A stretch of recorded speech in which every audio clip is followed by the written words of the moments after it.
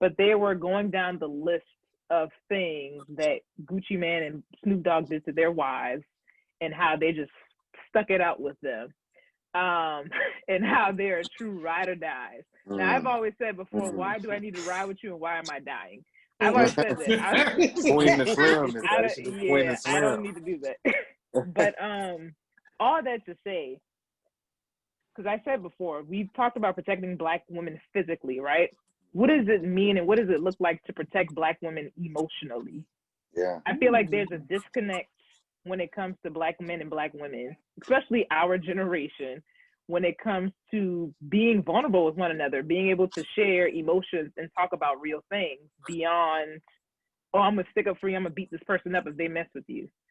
So I feel like what I'm asking is that a part of protecting Black women? Like protecting them emotionally?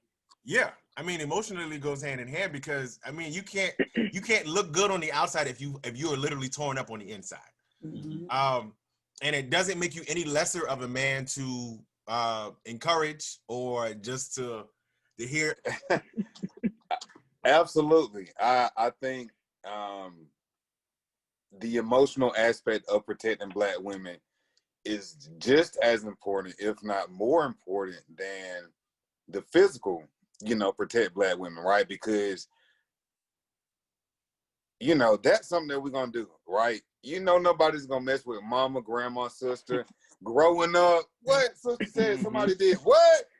Cuz I'm calling uncle, look at Daisha. I know. I can't. Greenwood, you already know we going to get the family.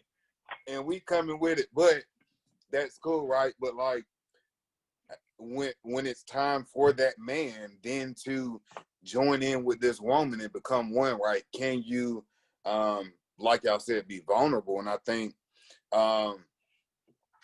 we talk about vulnerability. One thing, like with Big, with the consulting company, one thing that we've really been working with our students on is like the aspect of healing, right? And like when you talk about healing and you pair healing like with the Black man, it's a lot of stuff, right, that we have to unlearn. It's a lot of stuff as far as just like that we've been taught from, now at a couple different perspectives. We've been taught from our Black women, right? And then also we've been taught too, just from like visually from seeing it too as well. And I think like when you start that process of healing, it's something that's not easy. It's something that's like not like fun, but it's necessary because, with the Black woman, I mean, she can't just read our minds or try to figure out what's going on. I've been on the other side of it where it's like I felt some kind of way and I might not have known how to communicate that. And although I know like, man, this is really damaging whoever this is on the other side of this, but it's like, man, that's something that you got to like unlearn, and it's something you got to want to do.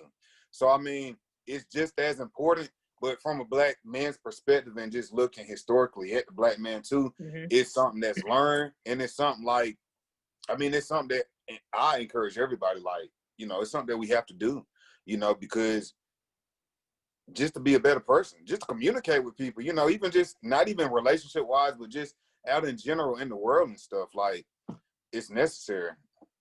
I mean, but like you said, that's kind of how that's how men are socialized, Black, white, Hispanic, it doesn't matter who you are. Men aren't taught to look within themselves internally and be able to communicate that. So if you weren't taught how to communicate it, how could you? And how could you be there for someone else to help with their healing? That's a tough ask.